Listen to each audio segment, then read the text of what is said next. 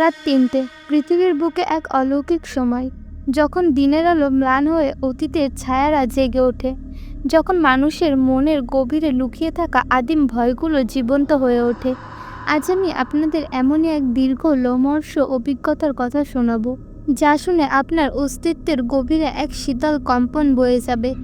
এই গল্পটা শুধু ভয়ের নয়, এক মনস্তাত্ত্বিক যন্ত্রণার, যা আপনাকে প্রতিটি মুহূর্তে ভাবাবে কোনটা সত্যি আর কোনটা বিভ্রম। তো চলুন গল্পটা শুরু করা যাক। এটি ছিল রুদ্রপুরের চৌধুরী বাড়ি, প্রায় ৬০ বছর ধরে পরিত্যক্ত।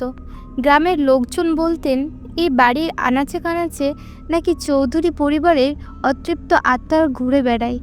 শোনা যেত বাড়ির শেষ মালিক জমিদার রঘুনাথ চৌধুরী তার স্ত্রী ও একমাত্র কন্যাকে নিয়ে এক ভয়াবহ রাতের পর হঠাৎ করেই উধাও হয়ে যান।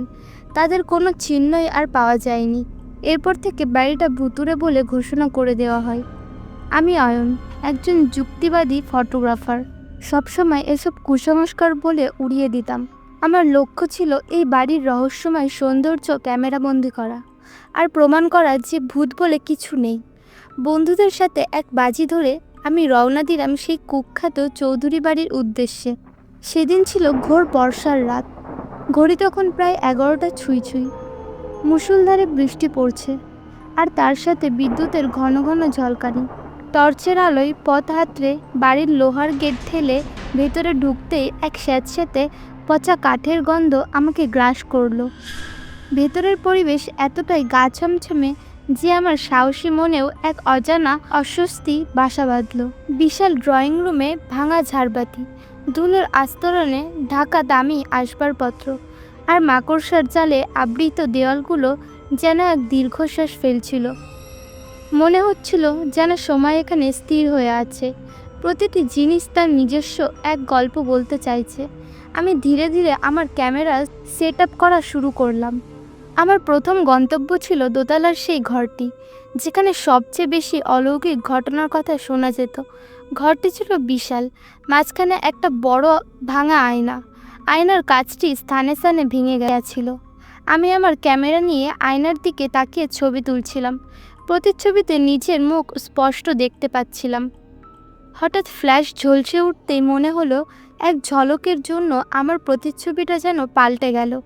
একটা বিবর্ণ ফ্যাকাশে মুখ, কোটরাগত চোখ, আর অদ্ভুত এক শূন্য দৃষ্টি।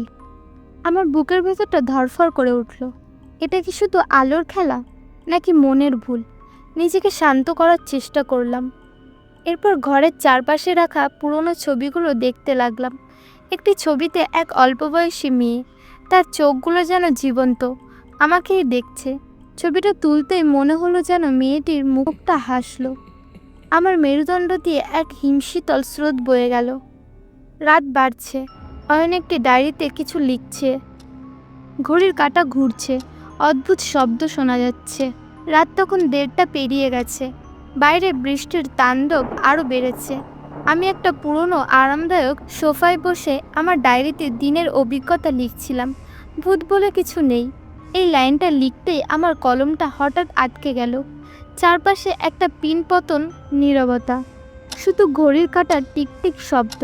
হঠাৎই দোতলার করিডোর থেকে একটা খসখস শব্দ এলো, যেন কেউ কোনো ভারী জিনিস টেনে নিয়ে যাচ্ছে। আমি কান খাড়া করে শুনলাম। শব্দটা ক্রমশ কাছে আসছে। আমি টর্চের আলো ঝেড়ে দরজার দিকে তাকিয়ে রইলাম। করিডোর দিয়ে একটি ছায়া দ্রুত পাশ দিয়ে চলে গেল। অয়ন চমকে উঠেছে। মুহূর্তের মধ্যে দরজার পাশ দিয়ে একটা আবছা ছায়া বিদ্যুৎ গতিতে চলে গেল। আমি স্পষ্ট দেখলাম, কিন্তু বিশ্বাস করতে পারলাম না। আমার হাত পা ঠান্ডা হয়ে গেল। টর্চ নিয়ে দৌড়ে দরজার বাইরে এলাম। করিডোরটা দীর্ঘ আর অন্ধকার। কোণে কোণে পুরনো দিনের আসবাবপত্র আর মূর্তি। কোথাও কেউ নেই। আমার মন আমাকে বোঝালো এটা হয়তো আমারই চোখের ভুল, অথবা রাতের অন্ধকারে মায়া। কিন্তু বুকের ভেতরটা তখনও অশান্ত। আমি করিডোরে দাঁড়িয়ে এদিকে ওদিকে দেখছিলাম। হঠাৎ আমার পিঠের ওপর একটা শীতল নিঃশ্বাস অনুভব করলাম, যেন কেউ আমার ঠিক পেছনে দাঁড়িয়ে আছে। আমার হৃৎপিণ্ডটা গলার কাছে চলে এলো। ধীরে ধীরে, খুব ধীরে আমি ঘুরে তাকালাম, কিন্তু পেছনে কেউ নেই। শুধু বাতাসের এক ঝলক যেন আমার পাশ কাটিয়ে চলে গেল। আমার ভয় তখন চরম পর্যায়ে। ঠিক তখনই করিডোরের শেষ প্রান্তে একটা বন্ধ দরজা, যেটা দেখে মনে হচ্ছিল শত শত বছর ধরে বন্ধ, সেটা ক্যাচ ক্যাচ শব্দ করে ধীরে ধীরে খুলে গেল। সেই অন্ধকার ঘরের ভেতর থেকে এক বীভৎস পচা গন্ধ ভেসে এলো, যেন পচে যাওয়া লাশের গন্ধ। আমি টর্চ জ্বেলে সেদিকে তাকিয়ে দেখলাম, ঘরের ভেতরে শুধু অন্ধকার আর ধুলো, কিন্তু গন্ধটা ক্রমশ তীব্র হচ্ছে। অয়ন সেই খোলা দরজার দিকে এগিয়ে যাচ্ছে। আমার ভেতরে এক অদ্ভুত টান অনুভব করলাম, যেন এক অদৃশ্য শক্তি আমাকে সেই অন্ধকারের ঘরের দিকে ঠেলে নিয়ে যাচ্ছে। আমার সমস্ত শরীর অবশ হয়ে আসছে, কিন্তু আমার পাগুলো যেন আমার ইচ্ছার বিরুদ্ধে সেই দিকে এগোচ্ছে। আমি চাইছিলাম না, তবুও যেন আমাকে যেতেই হবে। গন্ধটা এতটাই তীব্র যে আমার শ্বাস নিতে কষ্ট হচ্ছিল। আমি বাধ্য হয়ে সেই ঘরের ভেতরে ঢুকলাম। টর্চের আলোতে যা দেখলাম তাতে আমার আত্মারাম খাঁচাছাড়া হয়ে গেল। ঘরের ফ্লোরে শুকনো রক্তের ছোপ ছোপ দাগ, এখানে সেখানে পচা মাংসের ছোট ছোট টুকরো ছড়িয়ে আছে। আর ঘরের মাঝখানে আবছা অন্ধকার একটা অবয়ব দাঁড়িয়ে। সেটা কি মানুষ না অন্য কিছু? ওর শরীর থেকে এক বীভৎস পচা গন্ধ আসছে। আমার মনে পড়ল জমিদার রঘুনাথ চৌধুরীর পরিবারের উধাও হওয়ার কথা। আবছা অবয়বটি ধীরে ধীরে স্পষ্ট হচ্ছে। এটা একটি বীভৎস পচে যাওয়ার দেহ।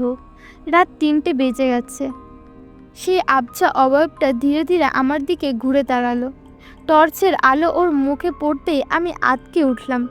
এটা কোনো মানুষ নয়, এর মুখটা পচে গলে বিকৃত হয়ে গেছে। চোখ দুটো কোটরাগত, ভেতরে এক ভয়ঙ্কর শূন্যতা। শরীরের চামড়া কুঁচকে গেছে, হাড়গুলো যেন বেরিয়ে আসছে। এই যেন এক জীবন্ত লাশ। আমার ঘড়িতে তখন রাত 3টে বেজে গেছে। বীভৎস দেহটা আমার দিকে ওর পচা মাংস ঝুলে পড়া হাতটা বাড়িয়ে দিল। ওর মুখ থেকে এক বীভৎস কর্কশ হাসি বেরিয়ে এলো, যা শুনে আমার কানের পর্দা ছিঁড়ে যাওয়ার উপক্রম। সেই হাসিটা যেন হাজার বছরের জমে থাকা যন্ত্রণা আর অভিশাপের প্রতিধ্বনি। আমি ভয়ে চিৎকার করে উঠলাম, আর টর্চটা হাত থেকে পড়ে গেল। অন্ধকারের মধ্যেই আমি পা পিছলে মেঝেতে পড়ে গেলাম। আমি জ্ঞান হারানোর উপক্রম, তবুও আমার শেষ শক্তি দিয়ে ক্রল করে পেছনের দিকে এগোতে লাগলাম। সেই বীভৎস দেহটা আমার পেছনেই আসছে। ওর পায়ের শব্দ নেই, কিন্তু পচা গন্ধটা আমাকে অনুসরণ করছে। আর শুনতে পাচ্ছিলাম সেই ফিসফিস শব্দ, অয়ন, অয়ন, তুই আর পালাতে পারবি না, তুই আমাদের একজন হবি। কোনো মতে আমি সেই ঘর থেকে বেরিয়ে করিডোরে এলাম, কিন্তু আমার সামনে আরেক ভয়ঙ্কর দৃশ্য। করিডোরের প্রতিটি দরজা এক এক করে ক্যাচ ক্যাচ শব্দ করে খুলে যাচ্ছে, আর প্রতিটি ঘরের ভেতর থেকে সেই পচা গন্ধ আর ফিসফিস আওয়াজ ভেসে আসছে। মনে হলো যেন অগন্তি অতৃপ্ত আত্মা আমার দিকে এগিয়ে আসছে। আমার একমাত্র লক্ষ্য ছিল সিঁড়ি। আমি দৌড় লাগালাম, কিন্তু সিঁড়িতে নামতে গিয়ে দেখি প্রতিটি ধাপের তাজা রক্ত। সিঁড়িগুলো যেন রক্তের বন্যায় ভেসে যাচ্ছে। আমি পা পিছলে পড়তে লাগলাম। আমার জুতো রক্তের মধ্যে ডুবে যাচ্ছে। আমার শ্বাস নিতে কষ্ট হচ্ছে, যেন বাতাসও ভারী হয়ে গেছে। অবশেষে আমার সর্বশক্তি দিয়ে আমি বাড়ির গেট টপকে বাইরে বেরিয়ে এলাম। মুষলধারে বৃষ্টির মধ্যে আমি কাঁপছি, কিন্তু ঠান্ডা আর বৃষ্টির জন্য নয়, শুধু ভয়ের চোটে। পেছনে ফিরে তাকিয়ে দেখলাম সেই চৌধুরী বাড়ি। রাতের অন্ধকারে বাড়িটা যেন এক বিশাল দানবের মতো দাঁড়িয়ে আছে, যার জ্বলন্ত চোখগুলো আমাকেই দেখছে। বাড়ির প্রতিটি জানলা থেকে যেন ফিসফিস আওয়াজ ভেসে আসছে। সকাল হয়েছে। আমি জানি না কিভাবে আমি সেই রাতটা পেরিয়েছিলাম। যখন জ্ঞান ফিরল, তখন আমি গ্রামের অনেক দূরে একটা নদীর ধারে পড়েছিলাম। সূর্যের আলোয় চারপাশটা উজ্জ্বল, কিন্তু সেই রাতের ভয়াবহ স্মৃতি আমাকে তাড়া করে ফিরছে। আমার ক্যামেরাটা ভেঙে গেছে, কিন্তু তার থেকেও বেশি কিছু ভেঙে গেছে আমার ভেতরটা। আমি এখন আর সেই যুক্তিবাদী অয়ন নই। আমার ডায়েরিটা আমার হাতে ছিল, যে ডায়েরিতে আমি ভূতের অস্তিত্ব নিয়ে প্রশ্ন তুলেছিলাম। আজ সেই ডায়েরিটা আমাকে ভূতের বাস্তবতার চরম প্রমাণ দিয়েছিল। আমি ধীরে ধীরে ডায়েরির পাতাগুলো ছিঁড়ে পুড়িয়ে দিলাম। আমি চাই না কেউ এই গল্পটা জানুক, কারণ এই গল্পটা জানলে আপনিও হয়তো আমার মতো হয়ে যাবেন। প্রতিটা রাত 3টে আপনারও বুকটা ধড়ফড় করে উঠবে। আমি ভাগ্যবান, যে বেঁচে ফিরেছি, কিন্তু আমি এখনও সেই ফিসফিস শব্দ শুনতে পাই, সেই পচা গন্ধ অনুভব করি।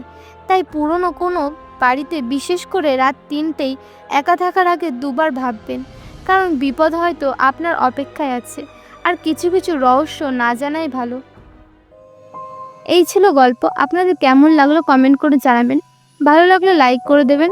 এমন আরও নতুন গল্প শুনতে চাইলে আমার চ্যানেলটি সাবস্ক্রাইব করে নেবেন।